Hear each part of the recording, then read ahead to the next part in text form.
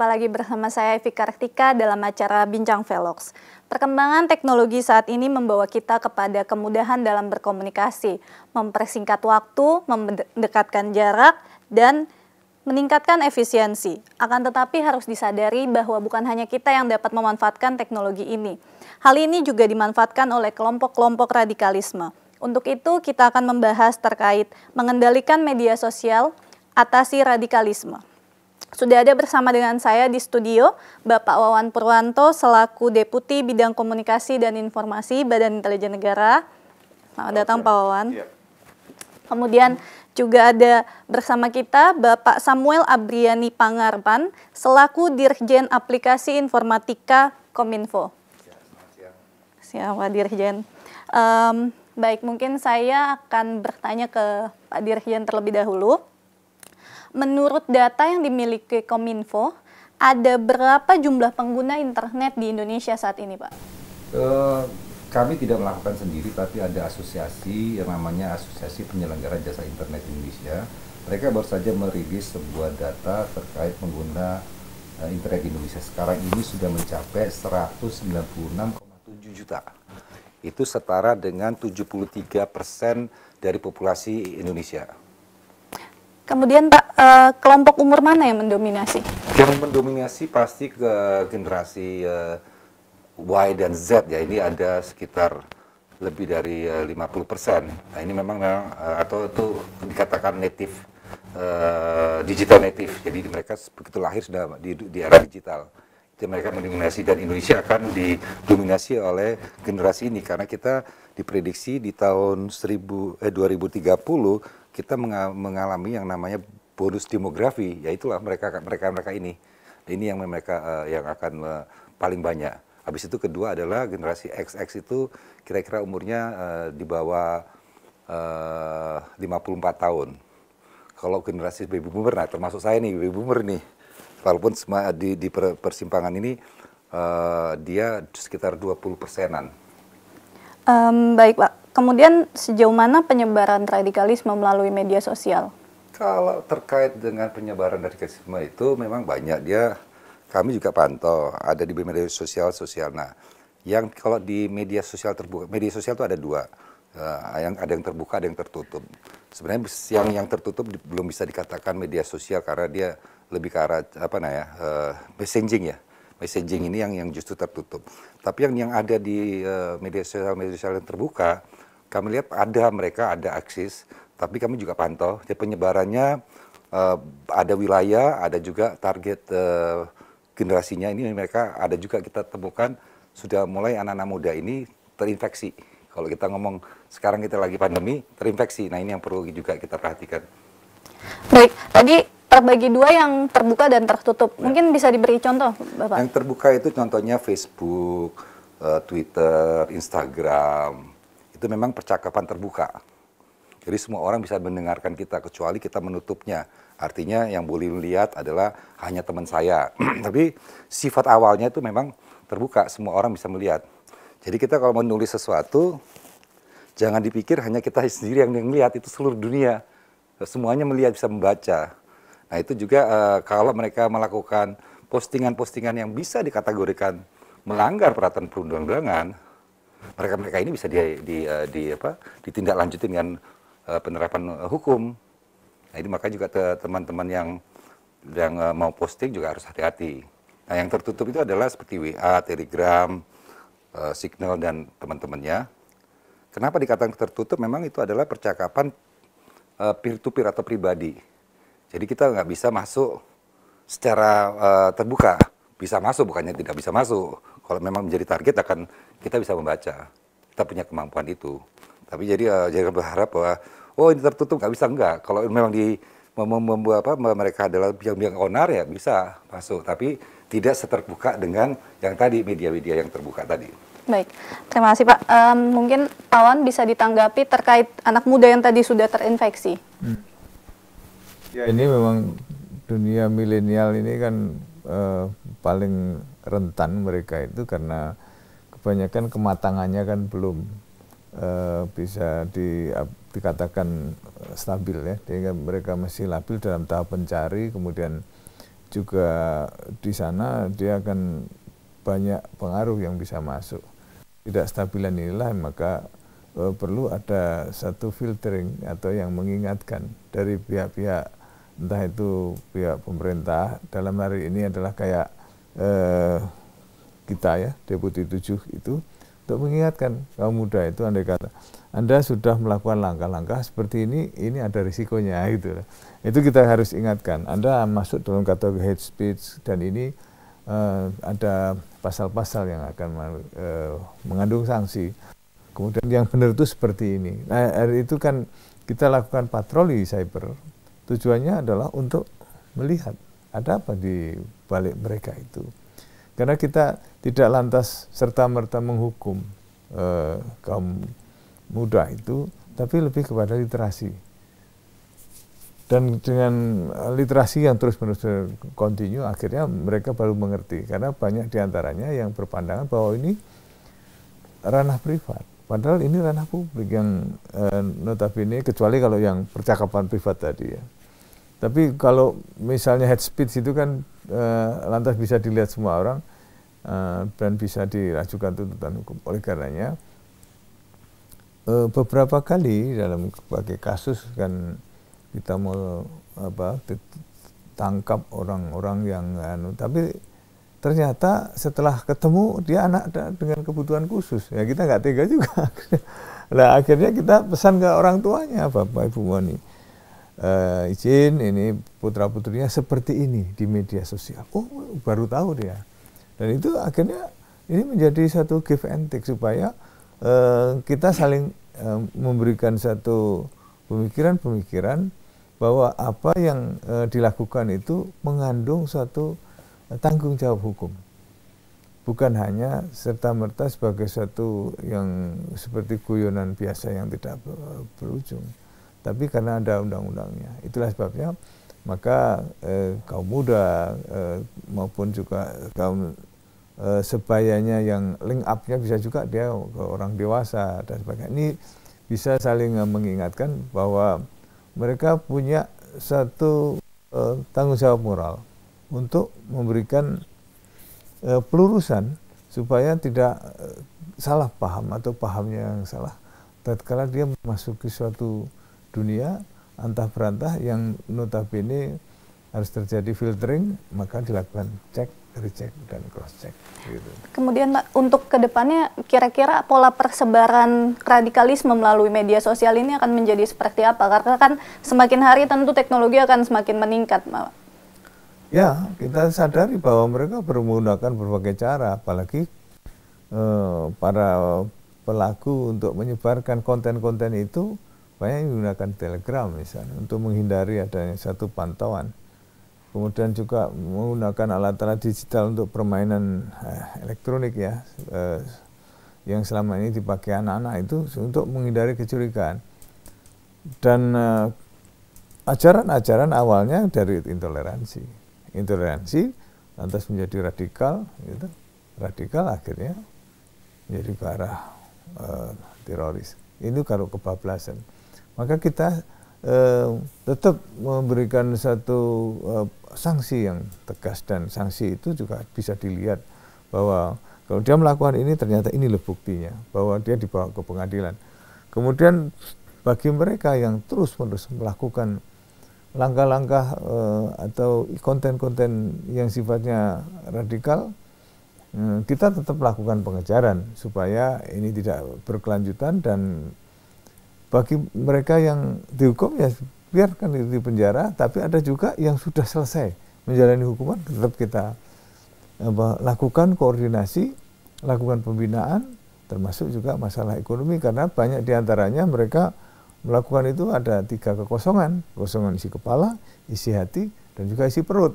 Nah ini, itu maka isi kepala itu maksudnya pemahaman yang keliru tentang sesuatu, isi hati masalah keyakinan yang keliru dalam memahami keyakinannya atau agamanya, masalah perut, masalah yang berkait dengan kebutuhan sehari-hari, maka akhirnya menjadi langkah-langkah aksi keintoleransi, radikal dan teror. Itu yang terus kita lakukan, proses pembelajaran, edukasi, serta pemantauan. Baik. Saya akan kembali ke Pak Dirjen, Pak. Begini, Pak, ada pertanyaan yang mungkin banyak menjadi pertanyaan ya dari masyarakat. Sejauh mana pengaruh antara perkembangan teknologi dengan penyebaran paham radikal di Indonesia? Kalau pengaruhnya, tadi saya sudah di pembukaan sudah bilang ya, bahwa teknologi ini diciptakan netral daripada penggunanya. Penggunanya bisa baik, penggunanya bisa jahat. Tapi kita lihat tadi yang harus mengadres tadi ada kekosongan pikiran, hati, dan perut ini juga menjadi satu kunci. Kalau kita lihat anak mudanya, biasanya kekosongan hatinya dan pikirannya. Ini karena mereka masih gundah, belum punya jati diri yang jelas. Nah ini harusnya memang kalau bisa juga dilakukan sudah pendidikan dari awal. Karena teknologi itu netral sebenarnya, dia nggak ngapa-ngapain. Yang menggunakannya yang tidak netral. Karena tadi teknologi bisa dipakai untuk apa saja. Nah ini yang perlu saya rasa tadi untuk menghindari ini juga harus ada namanya pembelajaran dari dini, membangun karakter bangsa. Jadi dia tahu kenapa dia kosong pikirannya, hatinya, karena saya itu siapa sih menjadi Indonesia itu bagaimana. Nah ini harus juga dibangun. Jadi dibangun sejak awal, jadi mereka punya bekal yang kuat. Jadi begitu ada yang coba mengintervensi dengan ajaran-ajaran yang berbeda, dengan falsafah yang kita tegakkan di negara ini, mereka sudah punya bentengnya. Oh itu bukan Indonesia. Dan karena ini dan semua percakapan publik itu masuknya ke ranah publik dan itu ada aturannya. Aturannya banyak, ada undang-undang ITE, ada undang-undang KUHP, ada undang-undang 1 nomor tahun 46 tentang berita bohong atau propaganda. Jadi harus hati-hati dalam melakukan postingan. Dan apabila masyarakat juga menemukan hal-hal yang bisa memancing terjadinya suatu keonaran atau huru-hara, itu juga bisa melaporkan ke kami. Nah kami itu bekerja sama sangat dekat dengan masyarakat bisa melaporkan. Jadi kami dalam melakukan filtering itu biasanya dari laporan dan juga dari kita lakukan cyber patrol. Nah tadi kalau kita temukan ini masih kadarnya, ini kita beri peringatan. Tapi kalau sudah berat ya kita langsung kita profiling, kita ajukan ke polisian untuk ditindaklanjutin. Nah ini kalau dia hanya ini kita minta di take down. Take down artinya kontennya dihapus. Itu sudah peringatan keras nih. Kamu jangan sekali lagi loh. Kalau dia tetap terus memproduksi itu, ya kita langsung lebihkan ini. Sebenarnya kan ke take down itu ya, kalau ada take down dilakukan oleh pemerintah, itu ada peringatan keras. Ini sudah melanggar loh. Sudah melanggar loh. Kalau sekali lagi ini sudah kartu kayak kalau main bisbol itu 3 kali, ini strike langsung masukin ke kepolisian untuk diproses. Artinya itu langkah penanganan yang sudah dilakukan Kominfo selama ini. Untuk pencegahannya? Nah, pencegahannya tadi saya setuju juga, literasi. Kenapa mereka mudah sekali? Karena literasinya kurang. Ini yang perlu kita lakukan. Nah, di Kominfo sendiri program ini menjadi program prioritas presiden yang harus. Selama ini kan kita hanya menangani konten dengan melakukan pemblokiran, filtering, tapi juga kita ingin mencerdaskan masyarakatnya. Jadi nanti akhirnya masyarakatnya lah yang melakukan filter. Karena jumlah masyarakat kita berkembang terus. Kalau kita sendiri terus ini akan berat. Tapi kalau kita mencerdaskan masyarakatnya sesuai dengan amanat undang-undang dasar kita, mencerdaskan kehidupan bangsa, akhirnya masyarakatlah yang memfilter. Karena pada akhirnya ada tentang konten itu ada di genggamnya masyarakat, di gadgetnya yang dia pegang. Apakah dia mau mencari berita yang kayak gini, atau dia mau mencari berita yang lain, yang lebih positif. Nah itu yang kita lakukan, nama gerakan kami Cyber Kreasi, Gerakan Literasi Digital Nasional.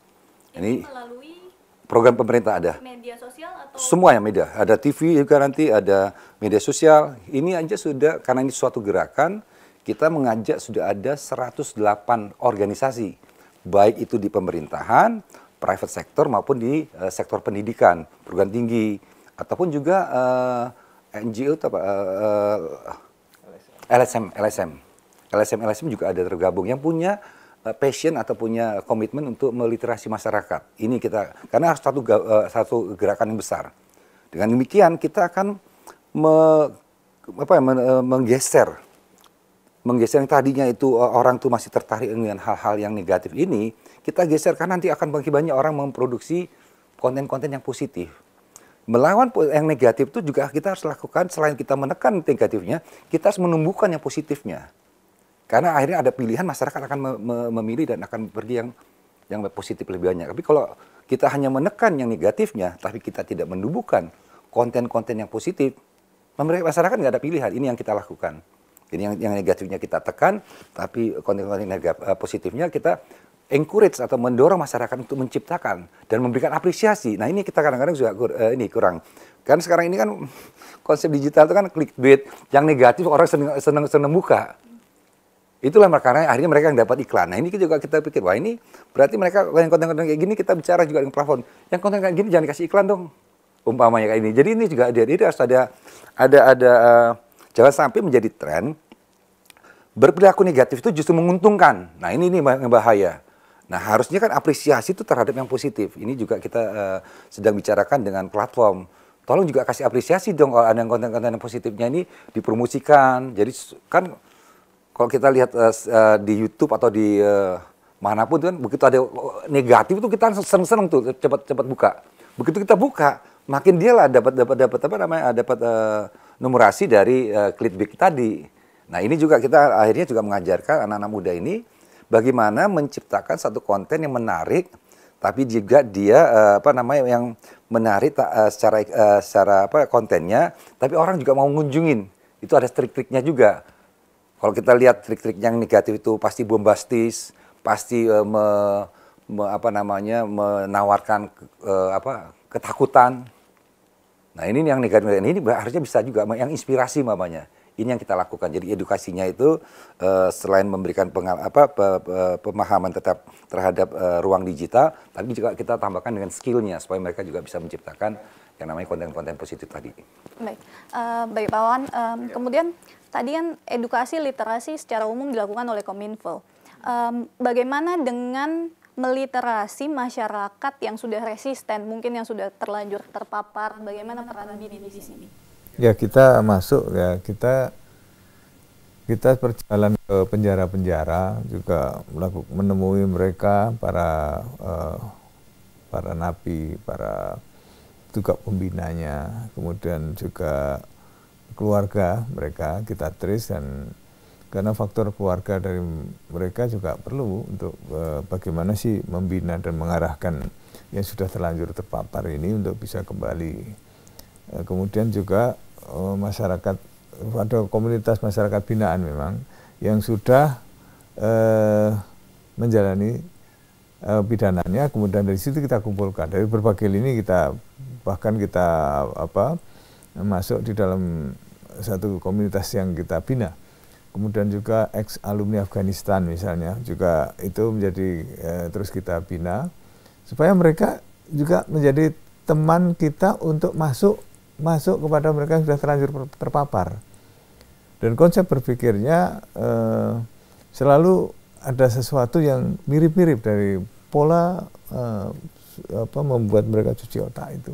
Nah, dari sinilah kita juga nanti paham bagaimana mengembalikannya supaya mereka itu bisa kembali ke kehidupan yang real dan normal. Memang kadang kita perlu kesabaran ya, perlu waktu, dan bagaimana membuat dia sibuk, bagaimana membuat dia itu aktif tapi continue, tidak angkat-angkat tai ayam.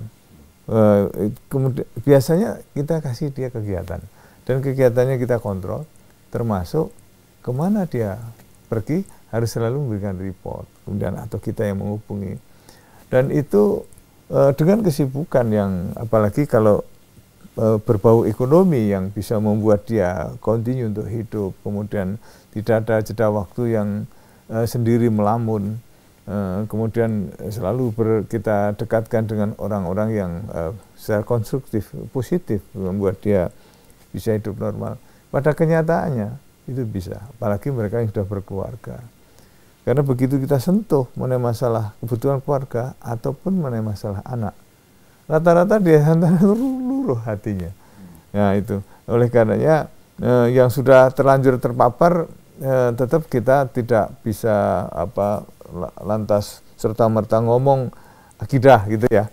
Misalnya kita ketemu langsung akidah, itu biasanya dia langsung ngantem kita. Tapi kalau kita lewat olahraga, kemudian lewat bisnis, kemudian lewat hobi, itu mulailah kita masuk, udah ada simpati, empati, baru nanti kita tarik supaya dia partisipasi. Itu metode yang kita pakai. Menarik ini, menarik Pak. Iya. Jadi ini ada pengobatan berarti Pak ya. Betul. Nah yang tadi saya katakan adalah vaksin. Pencegahan. Nah, vaksin ya, Iya, jadi iya. dikasih edukasi tadi. Jadi biar apabila ada orang mau infeksi, dia sudah tahu ada penawarnya dulu. Betul. Itu. Jadi itu bagus itu Pak. Iya, iya. Acara ini. Selanjutnya Pak, menanggapi tadi edukasi, literasi, filtering, controlling, dan lain-lain, saya sempat baca di beberapa media sosial justru ada yang mengatakan bahwa pemerintah saat ini cenderung otoriter dengan mengontrol kebebasan berpendapat, seperti itu dan lain-lain. Bagaimana BIN menanggapi hal tersebut? Sebetulnya tidak. Kita kembali ke aturan, kita kembali ke hukum. Orang diingatkan, ya kita sifatnya lebih kepada pembinaan. Kalau sampai sudah dilakukan penindakan, berarti orang tersebut memang sudah ada pasal-pasal yang dilanggar. Itu soal penegakan hukum. Tapi dari sisi pembinaan kan lain, kan terus-menerus kita lakukan. Nah kalau semuanya langsung kita tangkap, wah penuh penjara. Saya ini setiap hari, hampir setiap hari ada yang ngancem macam-macam, mau bunuh lah, mau apa gitu. Mana ada yang saya tuntut? Satu pun, tidak ada. Kalau saya menuntut kena itu, tapi saya enggak. Saya bilang, Mas, ngapain sih mau bunuh saya, orang saya nggak usah dibunuh juga ntar mati sendiri gitu. Dia ketawa itu. Wah, akhirnya buyar dia.